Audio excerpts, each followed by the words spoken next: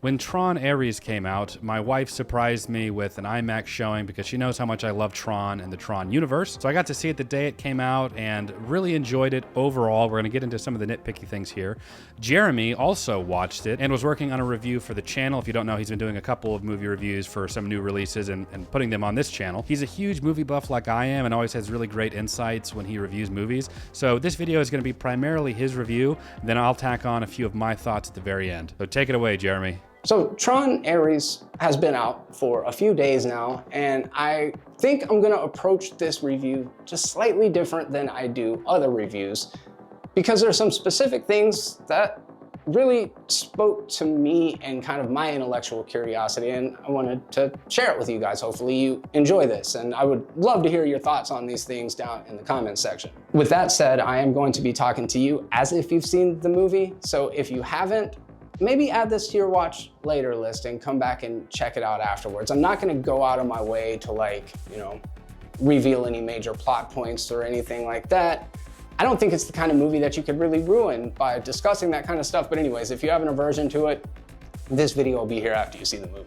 So I was born in 1982, which either makes me the oldest millennial or the youngest Gen Xer you've ever met. 1982 was also the year of the release of the first Tron film. This movie cannot be overstated how important it was in the world of VFX and cinema. Like, you look at it now, of course, it looks very antiquated and weird, but this movie kind of was the kickoff to the eventual release of Toy Story. So without the original Tron, Pixar, as we know it, doesn't exist in the same way on the same timeline. Also, I'm a fan of synthwave. I have a whole YouTube channel called Lucid Memory dedicated to that kind of retro-futurist world as seen through the lens of the 1980s. My friend Tyler Adams helped me create an arcade that, you kind of track through as the music's playing. And when I gave him instructions, I was like, just kind of make it look like Tron. It turned out awesome. You can definitely check that out. But anyways, if you like synthwave, this is kind of the blueprint for that whole aesthetic.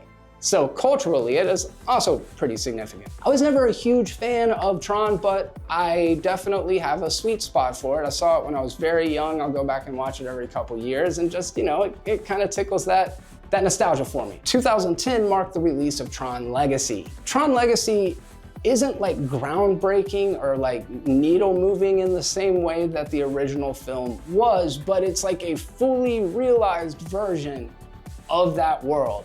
And it was incredible. I love the visual and the sound design and just the whole aesthetic of the movie worked. And while Jeff Bridges', de-aging technology didn't look great at the time, I would argue that if it had like a major contribution to the world of VFX, maybe it was the start of them starting to work on that de-aging effect that we've seen used to varying degrees of success over the years. It's debatable whether or not we should have ever let that cat out of the bag, but here we are. What I love most about Tron Legacy though is that it was basically like a 2-hour neon music video for Daft Punk's some of their best work ever. Like, I absolutely have been a fan of Daft Punk since the mid-90s. I was a club kid, for a period of time back in the day, and just always loved Daft Punk. And I think their work on Legacy is so cool because it is able to both stay really true to what Daft Punk is at their core, while also integrating a lot of those hallmarks of the synthwave genre into it, and it just works. The whole sight, sound, audio, visual experience is just so rich and incredible. Now let's fast forward to 2025 and talk about what you guys actually came here for, and that is Tron ARES. Look, the world's a much different place than it was back in 1982.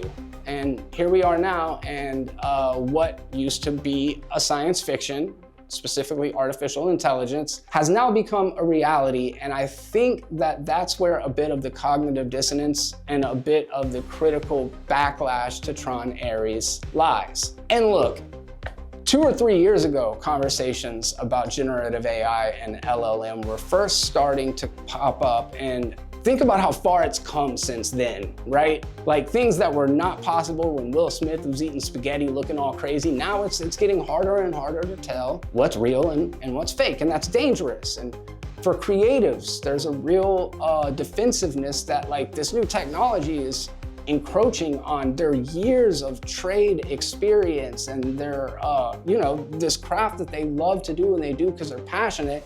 And now image generators are spitting out Studio Ghibli videos of like, I mean, whatever you want. And it's kind of gross, you know? Like, I get that. I have my own anxieties about the use of artificial intelligence, but I'm also like kind of between two worlds of like, well, do I want to get left behind and just not embrace this technology at all and outright reject it? What makes it ethical? What makes it not ethical? But that's a lot to put on this movie. There has been a long and storied history with science fiction writers exploring artificial intelligence. I would argue Mary Shelley's Frankenstein is sort of about artificial intelligence, the creator and the creation, right? And Philip K. Dick's work. We go all the way through, like James Cameron with Terminator and Terminator 2, we got Blade Runner. If you look at Terminator 1, right? James Cameron decided human comes back from the past to save woman from bad AI. That's one way you can go. Or you go Terminator 2. AI is good, and then another more advanced AI from the future is bad and comes back and tries to, kill John Connor. So there's two options. You can go AI good or AI bad. And we've seen both handled, really effectively and really poorly at different times. Tron ARES isn't looking to fundamentally reshape our understanding of cinematic tropes, and it's hopefully not trying to make us sympathetic towards AI. The conspiratorial side of me could see that, right? Blade Runner did it really, really well, but Blade Runner was never held under the microscope and people be like, oh, that's just straight up messed up. Because at the time it was just science fiction, and now it's getting to a point where it's science. So I think there's a lot of people in the film critic community in particular that are very put off by the way that it handles artificial intelligence. For me, I'm not carrying all of that burden into the movie theater to go see a Tron movie. It's just not what I went there for. What I primarily went there for is I am a massive Nine Inch Nails fan. The original Tron came out in 1982. Pretty Hate Machine, Nine Inch Nails' original album came out in 1988, and they have just been consistently doing it so incredibly well ever since then. Nine Inch Nails or Tool, they're both my favorite band, just depending on the day that I'm having, but I will say that I went and saw Nails on the Peel It Back tour in Nashville.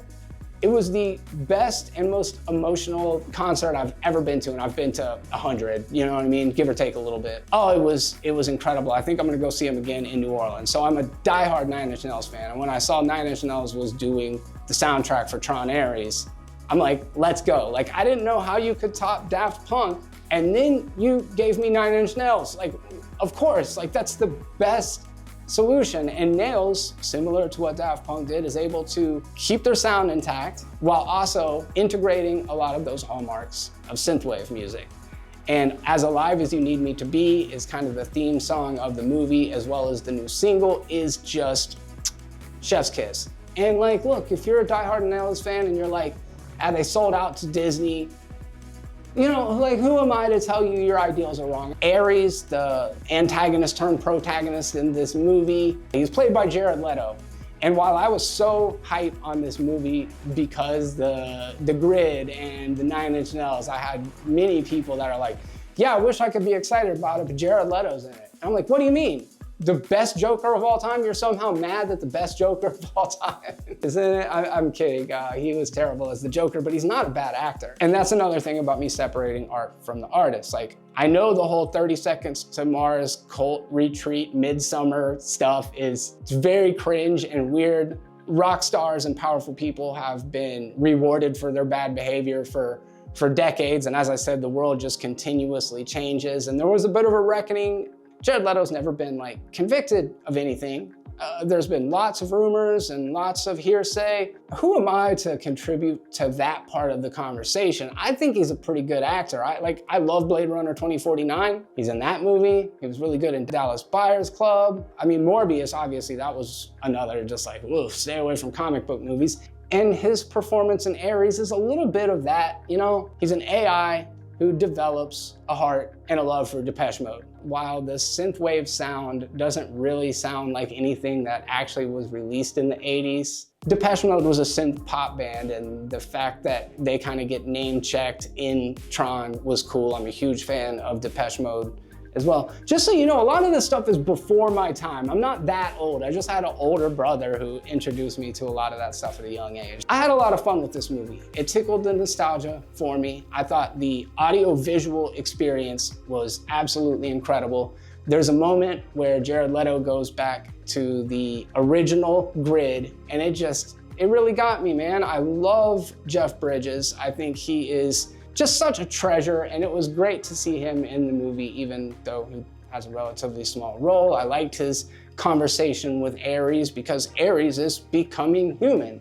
I don't hate that. Like, I like that as a literary device or as a film trope, like the idea that a consciousness will eventually create empathy and feelings and all of that kind of stuff. And we hope that they end up being benevolent and kind, because the other option, right, and we've seen it a bunch, is they have the 3 primary objectives and they realize that the only way to save humanity is to enslave humanity, and then we're all screwed. And I think that might even be more tone deaf, unless humanity prevails at the end, and then everybody would have been happy. But I thought it was kind of a bold move in today's climate to be like, actually, this one AI loves humanity. Is it okay to be cynical about it? Yeah, I think so. I think so. I don't fault people for being a little bit put off by that. But at the same time, it's not what I was going for. I had a lot of fun with Tron ARES. My wife had a lot of fun with Tron ARES. I highly recommend it, as long as you can look past all of the reality that is just crushing some of us, you know? Every once in a while you want to go to the movies to escape, and if you're able to do that and kind of check out of all of the stuff happening on the front lines of the culture war going on the news and on the internet and all of that stuff, you can probably just have a good time at the movies. On a scale of 1 to 5, I'm giving Tron ARES a 3.5 out of 5. So yeah, like I said, it's gonna be a little different than my normal reviews. I went off on a couple of little tangents that might not be specifically related to the movie, but definitely related to the franchise and to music, and to everybody's favorite topic, artificial intelligence. Jeremy touched on how the original Tron was so influential into how VFX were made. The guys over at Corridor Digital do a much deeper and more thorough job explaining why that is than I could give, but that is such a valid point, and how Tron Legacy was almost attempting to kind of meet some of that influence, particularly with how they went about de-aging Jeff Bridges. You look the same. You sure about that? You sure about that? When we look back at that, we obviously can see a lot of the fault, but that was pretty revolutionary for the time and really kick-started off, for better or for worse, the de-aging technology and how they handle it. A couple years after, they would do Rogue One, where they de-aged Tarkin, and now they're doing a lot of mixtures between traditional CGI and basically how they did Jeff Bridges and Tarkin with deep fakes, and combining the two to get like hyper realistic de-aging technology. So we can look back at both Tron Legacy and the original Tron and how it compares to today, but they absolutely deserve our respect for being the foundations for both of those types of technology. The soundtrack is obviously a huge part of both Tron Legacy and Tron ARES, and I was a huge fan of the Daft Punk soundtrack in Legacy, but I know Jeremy is a big fan of Nine Inch Nails in general. I'm one of those people that is not a big fan of Jared Leto, but I also agree in Jeremy's point of trying to separate art from artist. Like, I think that he's a fine actor when he plays more of a supporting character, but I've never really seen him be one of the greats when he's the lead. His Joker adaptation, which a lot of it was his influence, you can't even blame it on the writers, was rough. Morbius, where he was the main lead, was just awful. But he's always been really good in complementary roles, like in Fight Club or Dallas Buyers Club. He's part of a few clubs, I hear. But I've never been like, oh yeah, you gotta see Fight Club because Jared Leto is in it. Silver lining with him, though, is that I've heard him talk about Tron, and I think Tron is a property that he's personally interested in. He's also an executive producer on the movie, so it's very possible that were it not for his influence, we might not have gotten another Tron movie anyway. As for the movie itself, it definitely lives up to the visual standard that we've come to expect from the Tron franchise, particularly after Tron Legacy. It is rich in it, and I absolutely love the aesthetic of the Tron universe. One of my main reservations about the movie is that we're being introduced to almost an entirely new cast in a universe that we're already familiar with. It made sense to me for them to continue the story of Sam and Cora, especially considering that Cora was an ISO, an evolutionary step in the digital frontier, and after Tron Legacy, the only one left. The movie did tease ARES looking for Cora and continuing on in a 4th installment, which we may or may not get, but it was a bit of a tough sell for me to hit the ground running with strangers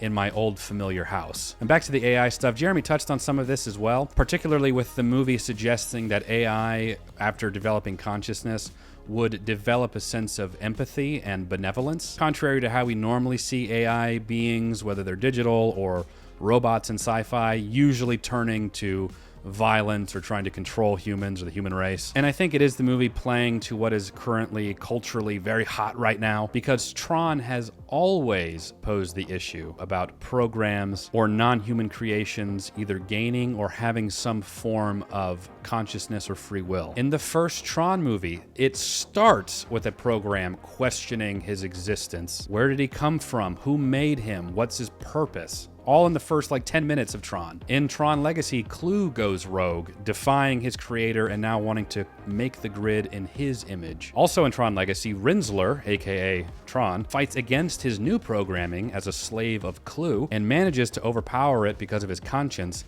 and the weight between right and wrong. So the lean into AI in this movie isn't anything new. I think they're just putting the AI brand on it to make it marketable for today's audiences. It also reminds me that Tron has always had religious implications and parallels that I've always found interesting, and I talk a little bit about that more over on my other channel. If you'd like to check that out, I'll put a little link right here. So continuing that theme, ARES also develops a sense of agency and defies his creator, but this time for good. I think this is a good parallel for when Clue defies Flynn for malevolent reasons, but now we have ARES defying Dillinger for benevolent reasons. The story itself was good, albeit a bit straightforward, and that's not so much of a complaint as it is just an observation. I think Legacy might have put off some of the audiences because of the ISO thing being a little bit convoluted, so maybe ARES was trying to circumvent that and just give audiences more of a straightforward plot. We spend a lot of time in the real world with these digital creations, which was cool to see, but I still would have preferred more time in the grid. The one main action scene that does take place on the grid was one of the best scenes in the movie. Jeremy also mentioned the return of the 80s original grid, and I also loved that. I think that was such a good move because it was nostalgia done right, because returning there was necessary for the plot, and it didn't overstay its welcome. As far as the music goes, I'm a huge fan of the Daft Punk soundtrack from Legacy, so much so that I have it on vinyl and I still listen to it fairly frequently. I take my son on bike rides almost every single day, and I always play music when we go riding together, and I will occasionally play that soundtrack. I'm also not as familiar with Nine Inch Nails, and I know that that's blasphemy for a lot of people, so I don't really have any knowledge of them or their work. It's one of those cases where I know I've probably heard their songs before, and if you were to play one, I'd be like, oh, okay, yeah, I know that one. I just wouldn't have known or attached it to them as a band. But in my defense, I'm really the same way with Daft Punk. I don't know any of their other music other than their Legacy soundtrack. So with that, if I were to compare them, I do prefer the Daft Punk soundtrack a little bit more, but I will be spending more time with the ARES soundtrack, so my opinion on that may change down the line. The soundtrack was certainly a highlight in ARES, just as Daft Punk was a highlight in Legacy. Most of my issues come from nitpicks and things I would have preferred to have seen in a sequel, but given the story that we got, I did enjoy it, and I'm honestly looking forward to the 4th installment and actually having Cora and hopefully Sam involved as well. So I hope this movie does well enough, and it's looking like it's going to be a little rocky as of right now, but hopefully we will get that 4th installment. My other thing too, and I'll take this back if in 4 this happens, is that Rinsler did not return, aka Tron did not return, aka it would be nice to have a little Tron in my Tron movie. Rinsler was such a cool character in Legacy, and realizing that he was Tron the whole time was really cool. And if you recall, at the end of Legacy, he helps them escape, falls into the digital water, or whatever it is, the little bits of the water on the grid, and his color changes back to that blue, you know, blue good, red evil. So I always took that as a possibility that he was going to return. I know it can be looked at as like in his final moments, he was able to go back to the way that he was before, right before he died. But I want Tron back. So hopefully that will happen in the future. For me, I'd give the movie a 7.5 out of 10. I am planning to watch it again very soon, and my rating for it may change after watching it a few times. I saw Tron Legacy 4 times in theaters. That movie just clicked with me, man. I just loved everything about it. So I will be watching this one at least one more time in theaters, but probably a few more times after that to just really absorb it, and my opinions and thoughts on all those aspects might change over time. Make sure to leave a comment down in the comment section. We'd love to hear your thoughts on this. Subscribe to stay up to date with all of Holden and Jen's content. And for now, back to your regularly scheduled Jen and Holden Hardman content.